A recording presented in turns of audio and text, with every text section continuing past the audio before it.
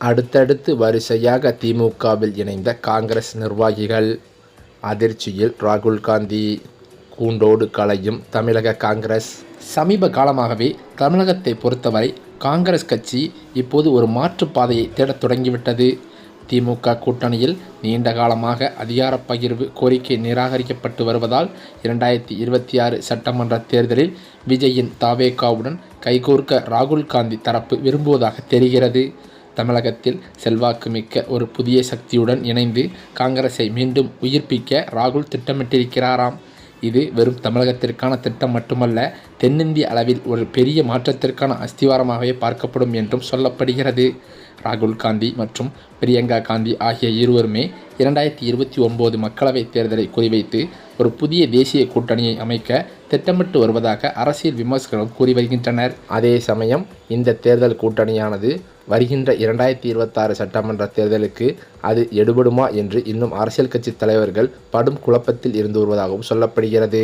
இந்த மாற்றுப்பாதையை விரும்பாத காங்கிரசின் மூத்த நிர்வாகிகள் பலர் திமுக பக்கம் தாவ இருப்பதாகவும் சில கதைகள் வெளியாகி வருகிறது. இந்த நிலையிலோ நடிகர் விஜய் தொடங்கியுள்ள தமிழக வெற்றிக் கழகம் புதிய அரசியல் சக்தியாக உருவாகியுள்ளதால் 2026 தேர்தலில் போட்டி கடுமையாக இருக்கும் என்பது தெளிவாகியிருக்கிறது.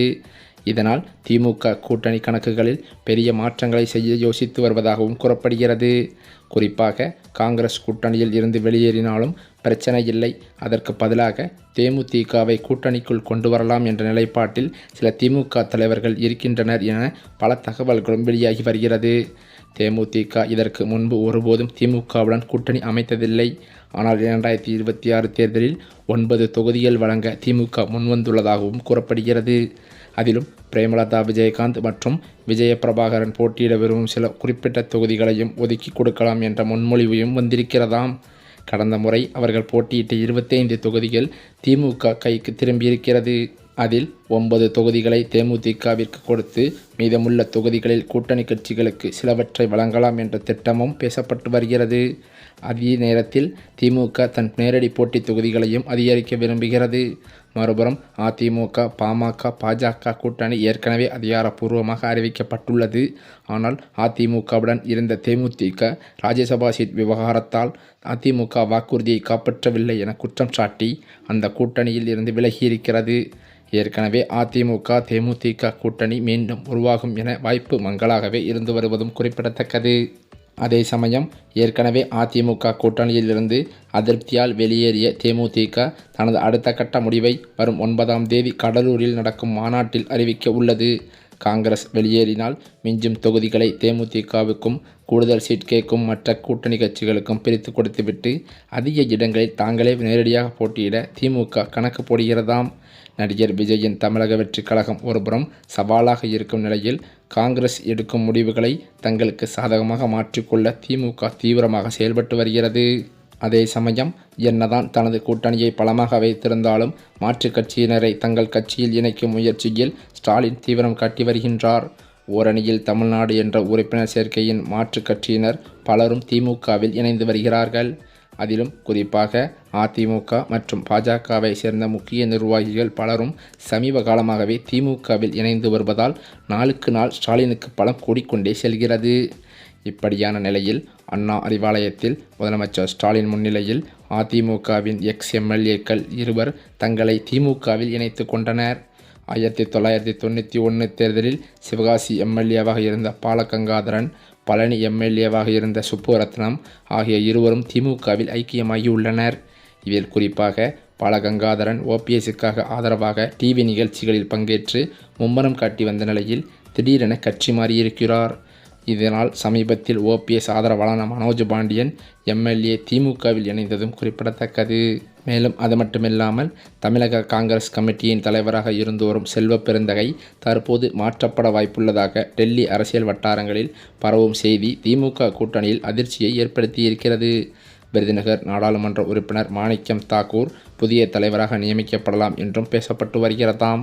சமீப காலமாகவே மாணிக்கம் தாக்கூர் ஆட்சியில் பங்கு என்ற முழக்கத்தை தீவிரமாக முன்வைத்து வருவது திமுக தலைமைக்கு சங்கடத்தை ஏற்படுத்தியிருந்தது. இப்படியான நிலையில் ராகுல் காந்திக்கு நெருக்கமானவராக இருக்கும் மாணிக்கம் தாக்கூர் தலைவரானால் திமுக மற்றும் காங்கிரஸ் உறவில் புதிய மாற்றங்கள் ஏற்படும். 2026 சட்டமன்ற தேர்தலை முன்னிட்டு கூட்டணி கணக்குகளை சரி செய்வதற்காக மேலிடம் இந்த மாற்றத்தை திட்டமிடுவதாகவும் தெரிகிறது. இருந்தாலும் செல்வ பெருந்தகையை பதவியிலிருந்து நீக்கினால் அது சமூக ரீதியான விவாதங்களை உருவாக்கும் என்பதால் காங்கிரஸ் மேலிடம் மிகவும் கவனமாக ஆலோசித்து வருகிறதாம். இந்த தலைமை மற்றும் மாற்றமானது உறுதியானால் வருகின்ற பொங்கலுக்கு பிறகு அதிகாரப்பூர்வ அறிவிப்பே வெளியாகும் என புதிய தகவல்களும் வெளியாகியுள்ளது. ஏற்கனவே தமிழகத்தில் வரவிருக்கும் சட்டமன்ற தேர்தலை முன்னிட்டு அரசியல் களம் வேகமாக சூடுபிடிக்க தொடங்கியிருக்கிறது. மேலும் கூட்டணியில் உள்ள காங்கிரஸ் கட்சி இந்த முறை ஆட்சியில் பங்கு வேண்டும் என்று பிடிவாதம் பிடித்து வருகிறதாம். இதற்கு திமுக உடன்படாத நிலையில் ஒருவேளை காங்கிரஸ் கூட்டணியை விட்டு வெளியேறினால் அந்த இடத்தை தேமுதிகவை கொண்டு நிரப்ப திமுக தலைமை திட்டமிட்டிருக்கிறதாம். இப்படிப்பட்ட நிலையில்தான் தமிழகத்தில் விரைவில் சட்டசபை தேர்தல் நடைபெற இருக்கும் நிலையில் தேதி எப்போது அறிவிக்கப்படும் என்ற கேள்வி அரசியல் வட்டாரத்தில் பெரும் எதிர்பார்ப்பை ஏற்படுத்தியிருக்கிறது. இதற்காக அனைத்து அரசியல் கட்சிகளும் தீவிரமாக தயாராகியும் வருகின்றனர். இந்த சூழலில் தேர்தல் அறிவிப்பு தொடர்பான முக்கிய தகவல் வெளியாகியிருக்கிறது. கடந்த 2021ஆம் ஆண்டு நடைபெற்ற தமிழக சட்டசபை தேர்தலில் திமுக வெற்றி பெற்று ஆட்சியை கைப்பற்றியது. அதன் தொடர்ச்சியாக 2021 மே 7ஆம் தேதி திமுக தலைவர் மு.க. ஸ்டாலின் தமிழக முதல்வராகவும் பதவியேற்றிருந்தார். தற்போது அந்த ஆட்சியின் 5 ஆண்டு காலம் 2026 மே மாதத்தில் நிறைவடைய இருக்கிறது. இதனைத் தொடர்ந்து அடுத்த சட்டசபை தேர்தலுக்கான பணிகளில் அரசியல் கட்சிகள் முழுவீச்சில் ஈடுபட்டு வருகின்றன. இந்த முறை தமிழகத்தில் 4 முனை போட்டி நிலவி வந்தது. திமுக தலைமையிலான கூட்டணி, அதிமுக தலைமையிலான கூட்டணி, சீமானின் நாம் தமிழர் கட்சி மற்றும் நடிகர் விஜய் தலைமையிலான புதிதாக உருவான தமிழக வெற்றிக் கழகம் ஆகிய கட்சிகள் தேர்தல் களத்தில் நேரடியாக மோத இருக்கின்றன. மேலும் திமுக தனது தற்போதைய கூட்டணி கட்சிகளை தக்க வைக்க முயற்சி செய்து வரும் நிலையில் அதிமுக தரப்பில் எதிர்க்கட்சித் தலைவர் எடப்பாடி பழனிசாமி மற்றும் பாஜக தலைவர்கள் கூட்டணியை பலப்படுத்தும் பணிகளில் ஈடுபட்டு வருகின்றனர்.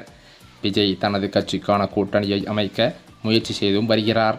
அதே நேரத்தில் நாம் தமிழர் கட்சி தனித்து போட்டியிடும் என சீமான் ஏற்கனவே அறிவித்ததும் குறிப்பிடத்தக்கது. இந்த நிலையில்தான் தமிழக சட்டசபை தேர்தல் தேதி எப்போது அறிவிக்கப்படும் என்பது குறித்து முக்கிய தகவலானது வெளியாகியிருக்கிறது. அந்த தகவலின்படி பிப்ரவரி மாத தொடக்கத்தில் இந்திய தேர்தல் ஆணையத்தின் தலைமை தேர்தல் ஆணையர் ஜானேஷ்குமார், தேர்தல் ஆணையர்கள் சுக்பீர் சிங் மற்றும் விவேக் ஜோஷி ஆகியோர் தமிழகம் வருகை தர உள்ளதாக சொல்லப்படுகிறது. இந்த ஆய்வுகள் மற்றும் ஆலோசனைகளுக்கு பிறகு தமிழக சட்டசபை தேர்தல் தேதியானது மார்ச் மாத தொடக்கத்தில் அறிவிக்கப்படும் என்றும் கூறப்படுகிறதாம். மேலும் அது மட்டுமில்லாமல் திமுகவிற்கும் காங்கிரஸுக்கும் இடையே நிலவும் இந்த தார்மீக மோதல் தமிழக அரசியலில் ஒரு புதிய துருவ முனைப்பை உருவாக்கும் என்றும் சொல்கிறார்கள். இந்த நிலையில்தான் காங்கிரஸின் அடுத்த கட்ட நடவடிக்கைகளை ஏற்றுக்கொள்ளாத காங்கிரஸின் மூத்த நிர்வாகிகள் இந்த தேர்தலில் திமுகவில் இணைந்து நாம் போட்டியிடலாம், நமக்கு தொகுதிகளும் ஒதுக்கப்படும் என்று எண்ணி தற்போது வரிசையாக அடுத்தடுத்து காங்கிரஸின் மூத்த நிர்வாகிகள் ஸ்டாலினை நேரில் சந்தித்து திமுகவில் இணைந்து வருவதாக தகவல்கள் பரவி வருகிறது. இந்த தகவலானது தமிழக காங்கிரஸிற்கு பேரிழப்பாகத்தான் பார்க்கப்படுகிறது.